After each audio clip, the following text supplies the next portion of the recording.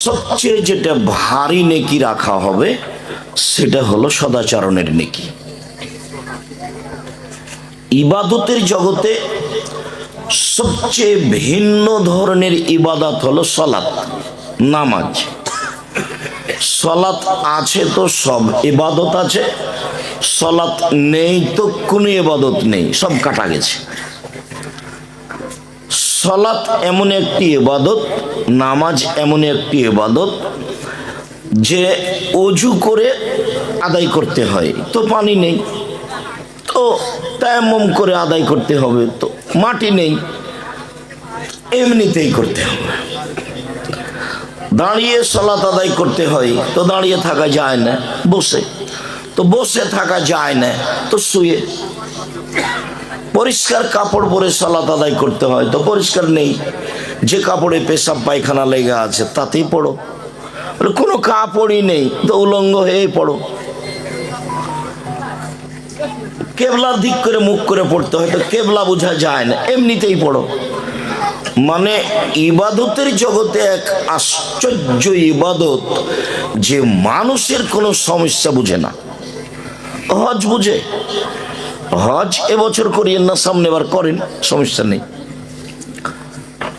রোজা সেম, রোজা বুঝে, আপনি অসুস্থ এখন করিয়েন না, পরে করেন। যাকাত বুঝে, ফরজ বিধান, আচ্ছা যাকাত আপনি 10 দিন আগে দিয়ে দেন, 10 দিন পরে দেন। কিন্তু অবাক ইবাদত সালাত যে কোনো প্রকার মানুষের সমস্যা মানে না।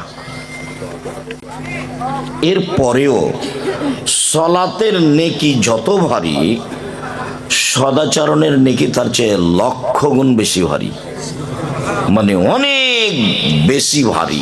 আবু দারদা রাদিয়াল্লাহু তাআলা আনহু বলেন, আল্লাহর নবী বলেছেন, মানুষের নেকির পাল্লায় বিচারের মাঠে সবচেয়ে ভারী নেকির কাজ হলো সদাচরণ। সদাচরণ কি জিনিস এইটা একটা বাস্তব বুঝাই, তাহলে সহজ হবে। ওইখানে একটা অটো গাড়ি দাঁড়িয়ে আছে, আপনি বসে আছেন, তো আমি এখন অটোতে উঠতে যাচ্ছি, উঠেছি, বসিনি, তার আগে ছেলেটা অটোটা টান দিয়েছে, আমি আপনার গায়ে ধাক্কা খেয়ে পড়ে গেছি। তো এখন আপনি বলছেন, আচ্ছা আচ্ছা সমস্যা নেই, সমস্যা নেই, বসো, বসেন বসেন বসেন, সমস্যা নেই। একটা আর আরেকটা হলে আপনি বলছেন, চোখ নাই দেখে উঠতে পারেন না, কপালে চোখ নাই দেখে উঠতে পারেন না, হিসাব থাকে না। ওটাও আচরণ, এটাও আচরণ, ভালো কোনটা?